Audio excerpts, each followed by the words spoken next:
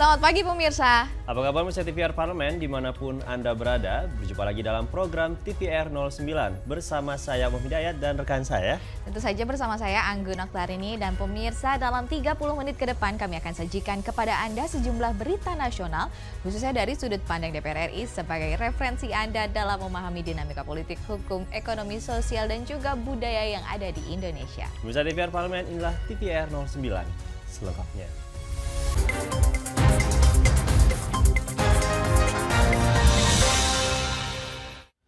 Pemirsa, kita awali pagi ini dengan berita terkait kenaikan harga beras dan kelangkaan stok yang terus berlanjut. Anggota Komisi 4 DPR RI menilai alih fungsi lahan pertanian yang besar dan juga penurunan tingkat produksi menjadi alasan utama permasalahan ini terus berulang. Menanggapi kenaikan harga beras dan kelangkaan stok yang terus berlanjut, anggota Komisi 4 DPR RI Johan Rosihan menepis alasan pemerintah yang mengaitkan permasalahan ini dengan perubahan cuaca. Menurutnya, alih fungsi lahan pertanian yang besar dan penurunan tingkat produksi lah yang menjadi alasan utama permasalahan ini terus berulang.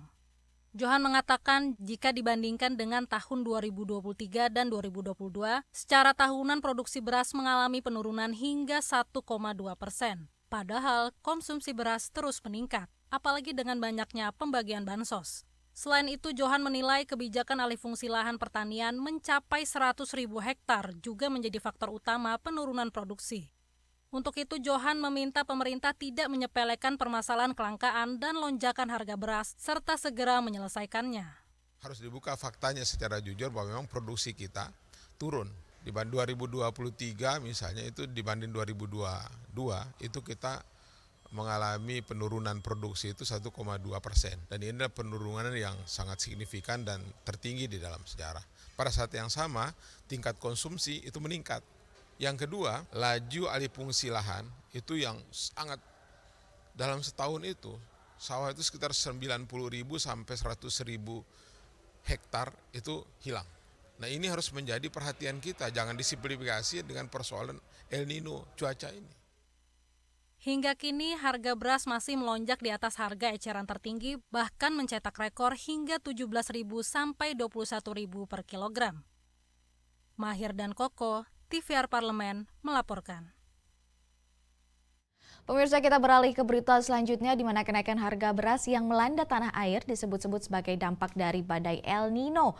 Dan Komisi 6 DPR RI mengingatkan bahwa rencana impor yang dilakukan pemerintah untuk mengatasi kelangkaan ini untuk tidak dilakukan pada masa panen agar tidak merugikan petani.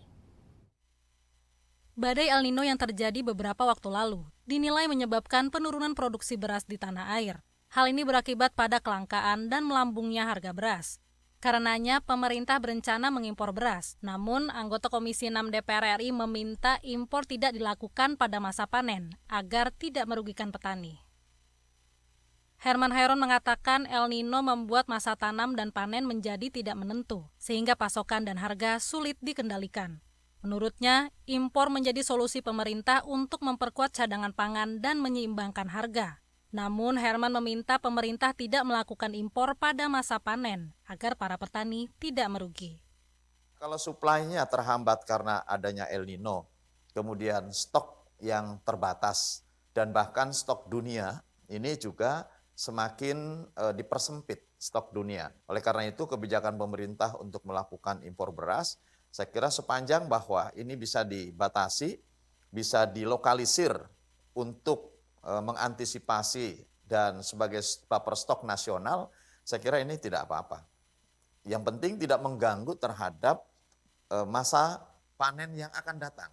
Ini kan rata-rata sekarang baru masa tanam dan sedang pertumbuhan. Jadi mungkin sekitar 1-2 bulan ke depan sudah masa panen. Lebih lanjut, Herman meminta masyarakat untuk tidak panic buying, karena pemerintah sudah mempersiapkan stok beras yang cukup. Apalagi panen raya pada bulan Maret diproyeksikan mencapai 3,5 juta ton. Dengan begitu, harga beras akan kembali stabil. Andri, TVR Parlemen, melaporkan. Pemirsa, terjadi perbedaan dan tumpang tindih data pangan yang dimiliki Kementerian Pertanian, Badan Pangan Nasional, Bulog, dan juga Badan Pusat Statistik. Informasi yang akan kami hadirkan sesaat lagi, pemirsa tetap bersama kami di TVR 09.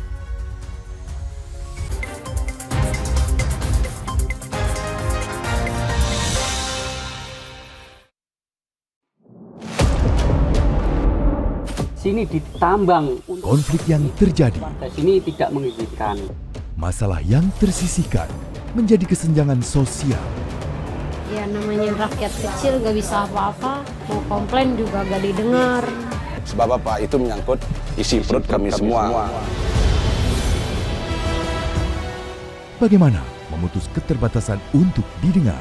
Jadi kalau misalnya masyarakat sudah merasa tidak lagi ada yang memperjuangkan aspirasinya, maka masyarakat memang sangat berhak untuk meminta dewan yang mewakili mereka di parlemen.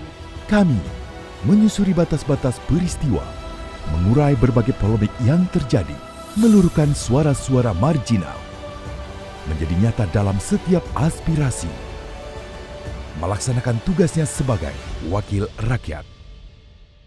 Saksikan Aksi Dewan setiap hari Senin dan Rabu pukul 10.30 waktu Indonesia Barat hanya di TVR Parlemen.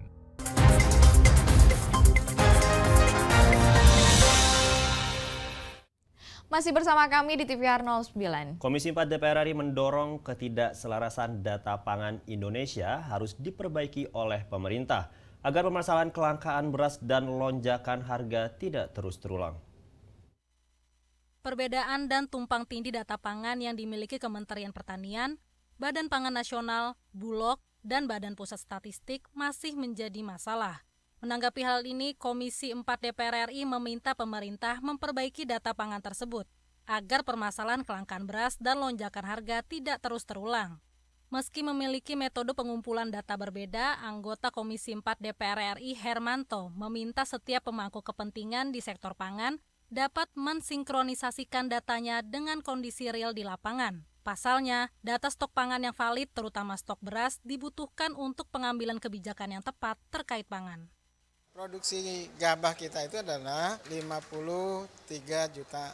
Nah, itu ekuivalen dengan menjadi beras sebanyak 36 juta ton. Nah, data ini harusnya berbunyi di lapangan gitu kan. Jangan hanya sekedar nanti ini cuma data di atas kertas, tapi realisasinya nggak ada. Saya minta supaya data ini betul-betul implementatif dengan memanfaatkan sumber daya manusia yang ada, memanfaatkan teknologi yang ada, memanfaatkan sains yang ada. Nah ini tentunya data ini bisa terrealisasi kan, dengan kita bisa meningkatkan produksi dalam negeri gitu kan. Nah dengan hitungan-hitungan data itu saya memperkirakan gitu kan, itu kita tidak tergantung dengan impor.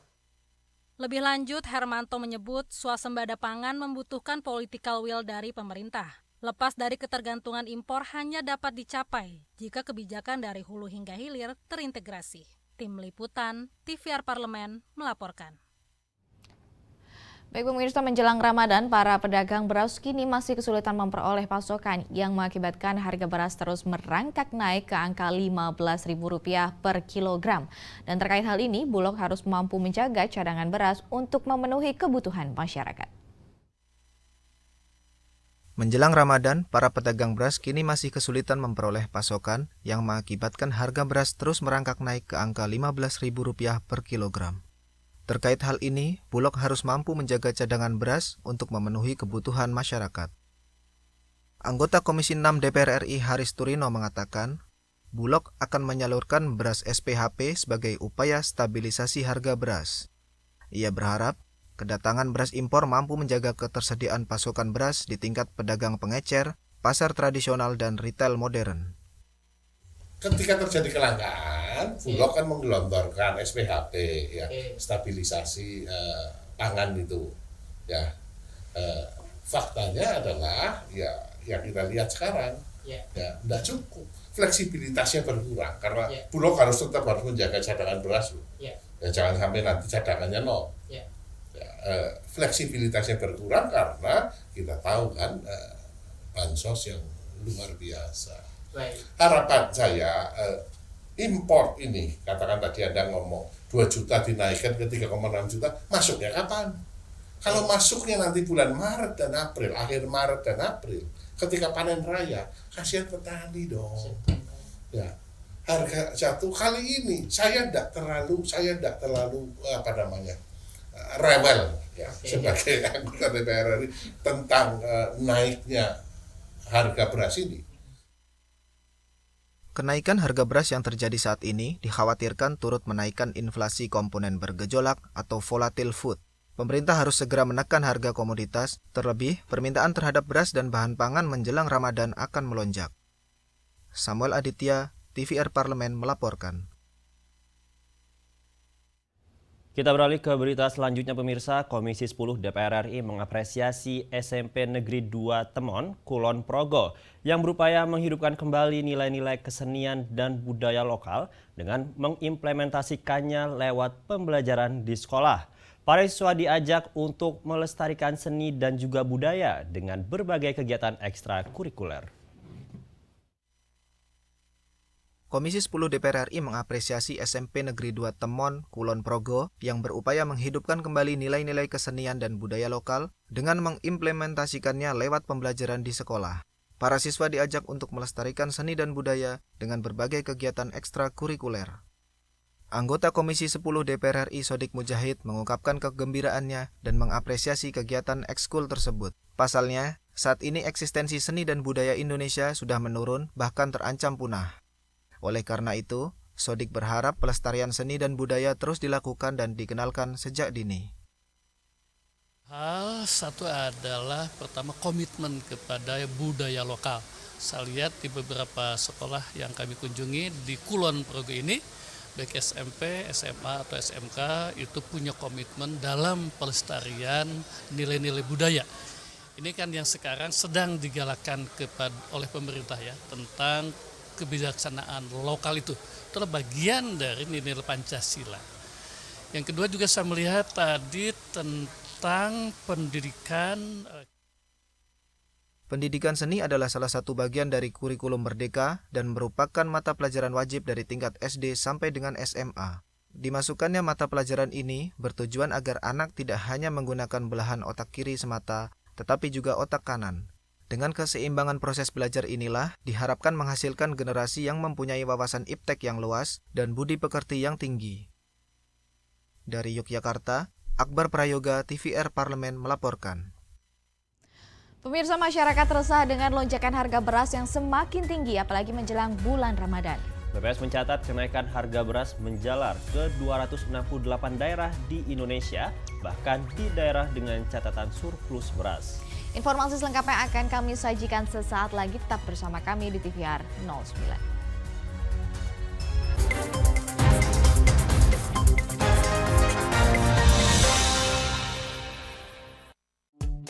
DPR RI memiliki fungsi diplomasi dalam menjalankan politik luar negeri sesuai dengan pasal 116 Undang-Undang MD3. Kontribusi aktif BKSAP DPR RI memainkan peranan penting dalam memenangkan persaingan global melalui IPU, IPA, IPPF, IPA, dan PUIK. BKSAP memiliki komitmen yang tinggi dalam krisis kemanusiaan dunia. Fungsi diplomasi dijalankan untuk mendukung upaya pemerintah dalam melaksanakan politik luar negeri.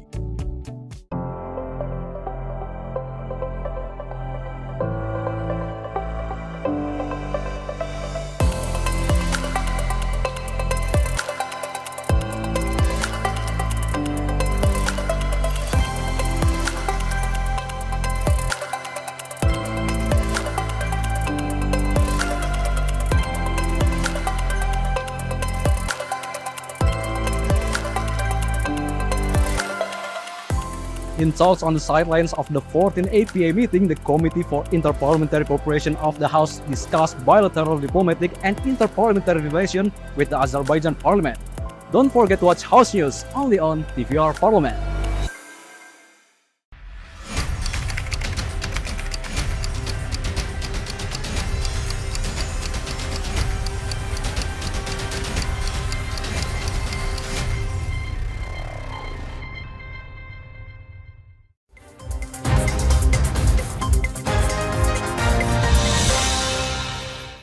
Kembali di TVR 09.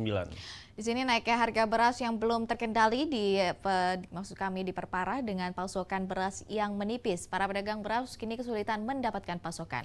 Anggota DPR RI menilai pemerintah gagal mengatasi kenaikan harga bahan pokok terutama beras. Dan lalu langkah apa yang dianjurkan DPR dalam mengatasi kenaikan harga beras?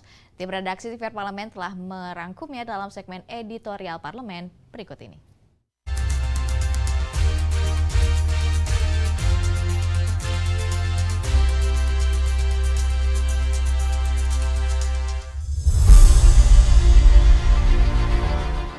Mayoritas harga rata-rata bahan pokok di tingkat nasional mengalami kenaikan. Salah satu kenaikan harga pangan yang membuat masyarakat menjerit adalah harga beras.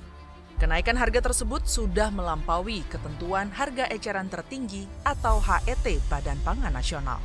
BPS mencatat, kenaikan harga beras menjalar ke 268 daerah di Indonesia, bahkan di daerah dengan catatan surplus beras.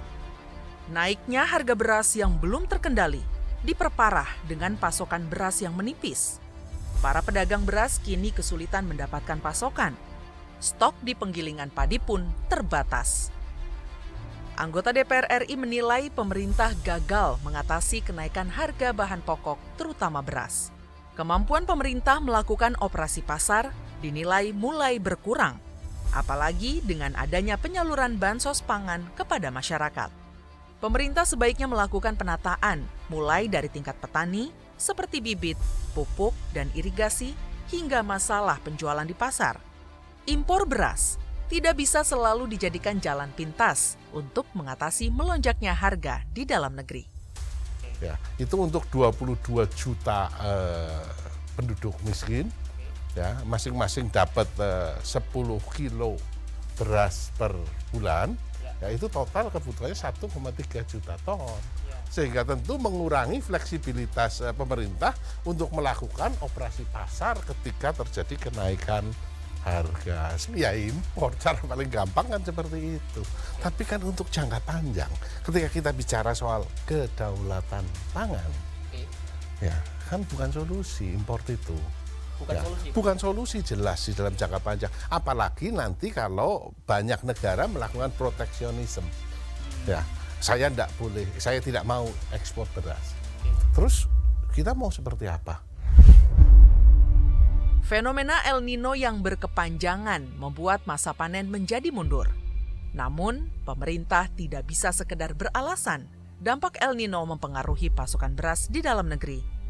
Nyatanya, penyerapan gabah di tingkat petani selama ini masih rendah. Belum lagi, harga pembelian pemerintah atau HPP di tingkat petani tetap di bawah harga pasar. Selain itu, kebijakan alih fungsi lahan pertanian hingga 100.000 hektar juga menjadi persoalan lain yang mengakibatkan produksi beras di tanah air berkurang. Ketika Bulog itu konsen kepada penyerapan gabah petani kan tinggal panen, ngeringkan, terus diambil oleh mitra Bulog, kan gitu deh, selesai kan, cepat. Nah hari ini ketika Bulog mengambil beras, maka dibutuhkan beberapa langkah, panen, kering, giling, sortir. Nah, jadi ada 4 langkah yang harus dilakukan oleh petani dan itu belum tentu diterima oleh Bulog, karena Bulog punya ketentuan-ketentuan sendiri kan, soal kadar pecah, soal tingkat keputihan dan lain sebagainya. Nah akhirnya ini yang membuat harga di tingkat petani produsen itu juga mahal. Berkurangnya produksi beras nasional sejak tahun 2022 harus disikapi secara serius. Pemerintah harus mulai memikirkan dan melakukan langkah modernisasi pertanian agar generasi muda Indonesia berminat terjun ke sektor pertanian. Secara persentase, generasi muda yang menekuni sektor pertanian hanya 29%. Ekstensifikasi komoditas tertentu juga perlu diakomodir pemerintah untuk memicu ketertarikan generasi muda Indonesia mengembangkan komoditas baru pengganti beras. Kreativitas generasi muda seiring perkembangan teknologi sangat dibutuhkan untuk mengembangkan sektor pertanian dalam negeri. Dengan cara-cara yang modern, garap sawah tidak lagi pakai traktor roda 2, tapi pakai traktor roda 4. Penyemprotan hamanya dengan menggunakan drone, gitu ya. Panennya dengan combine harvester. Dan kemudian sistem tata airnya dikelola dengan tata air yang mungkin bisa dikonversi kawasannya dari kawasan yang pangan ansih menjadi pangan dan wisata alam. Ini kan akan sangat menarik bagi anak-anak muda. Peningkatan kesejahteraan petani, modernisasi pertanian, diikuti inovasi dan kreativitas generasi muda akan menjadikan sektor pertanian Indonesia maju dan program kedaulatan pangan nasional dapat tercapai.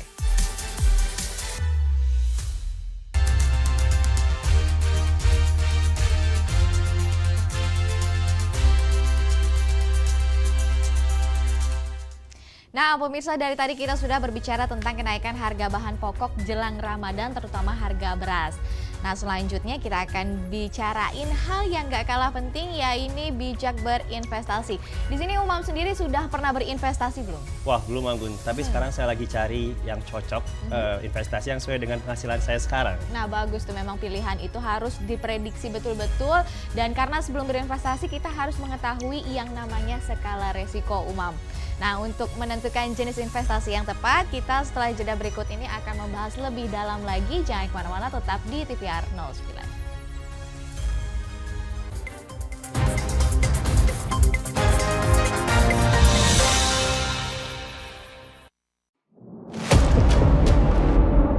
Sini ditambang. Konflik yang terjadi, Warga sini tidak mengizinkan.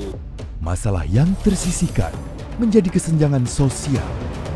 Ya namanya rakyat kecil gak bisa apa-apa, mau komplain juga gak didengar. Sebab apa? Itu menyangkut isi perut kami semua. Bagaimana memutus keterbatasan untuk didengar? Jadi kalau misalnya masyarakat sudah merasa tidak lagi ada yang memperjuangkan aspirasinya, maka masyarakat memang sangat berhak untuk meminta dewan yang mewakili mereka di parlemen. Kami menyusuri batas-batas peristiwa, mengurai berbagai polemik yang terjadi, meluruhkan suara-suara marginal, menjadi nyata dalam setiap aspirasi, melaksanakan tugasnya sebagai wakil rakyat. Saksikan Aksi Dewan setiap hari Senin dan Rabu pukul 10.30 waktu Indonesia Barat, hanya di TVR Parlemen.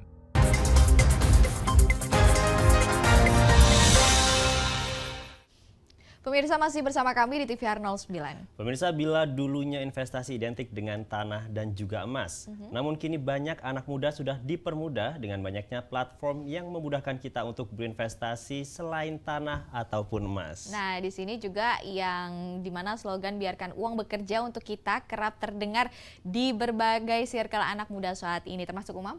Ya, di dalamnya ya. Nah, tapi investasi tidak serta-merta memberikan keuntungan yang buat kita saja, dan di sini maka penting bagi kita untuk bijak berinvestasi, pemirsa. Wah, menarik ya Anggun. Dan seperti apa sih bijak berinvestasi itu? Pemirsa juga pasti penasaran kan? Saksikan informasi selengkapnya dalam segmen Intips, Informasi dan Tips berikut ini.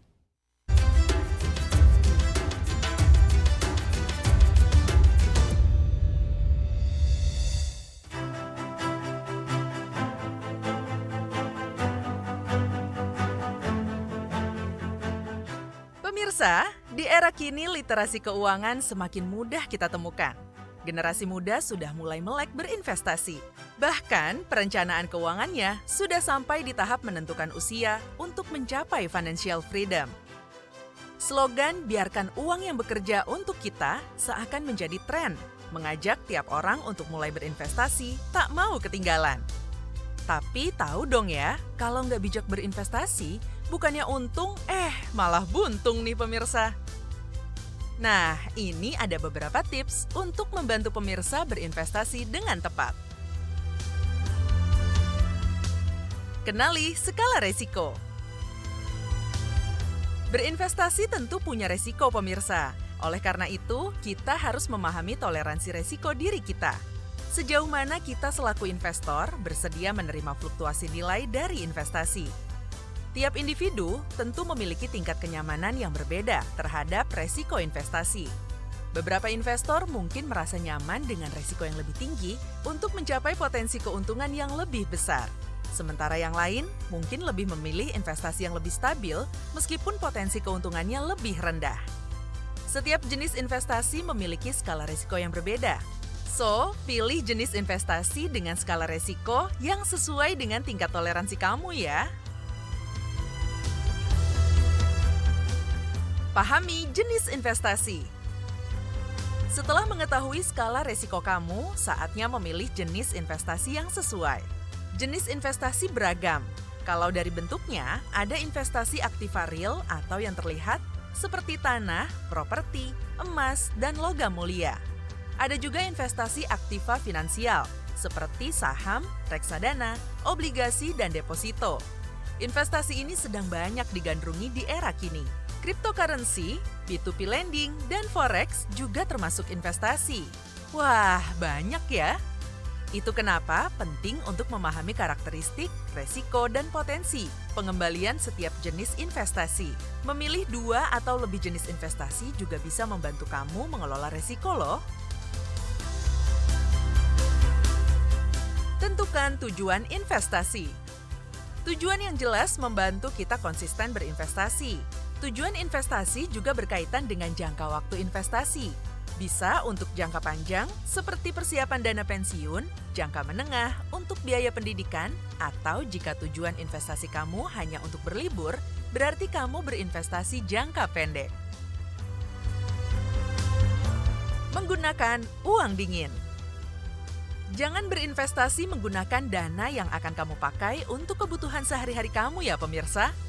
Kamu bisa gunakan dana lebih yang hanya akan berdiam di rekening kamu, atau dana yang memang khusus kamu sisihkan untuk berinvestasi. Mencari banyak informasi.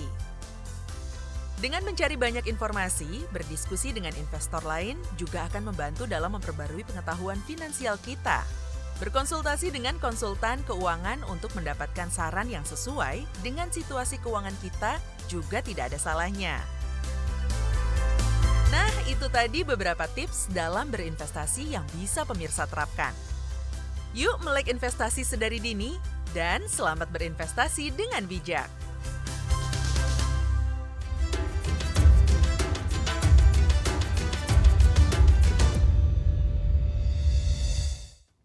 Pemirsa, informasi tadi sekaligus menutup jumpa kita pagi ini, dan di penghujung acara kami informasikan kepada Anda bahwa saat ini DPR RI sedang memasuki masa reses, di mana seluruh anggota Dewan kembali ke daerah pemilihan masing-masing untuk melaksanakan fungsi representasi DPR RI, menyerap dan juga menindaklanjuti serta memberikan pertanggungjawaban kepada konstituen di daerah pemilihannya. Dan pemirsa, sejumlah agenda serta program DPR RI lainnya masih dapat Anda saksikan secara langsung di TVR Parlemen melalui kanal utama, kanal komisi, dan juga kanal alat kelengkapan Dewan lainnya yang dapat Anda akses di tvr.dpr.go.id. Pemirsa TVR Parlemen, demikian TVR 09 edisi pagi ini. Segenap kru TVR Parlemen yang bertugas mengucapkan terima kasih telah menyaksikan TVR 09 hari ini. Dan saya Anggun Tarini serta rekan saya Om Hidayat, sampai jumpa di TVR 09 pekan depan. TVR Parlemen, referensi Indonesia.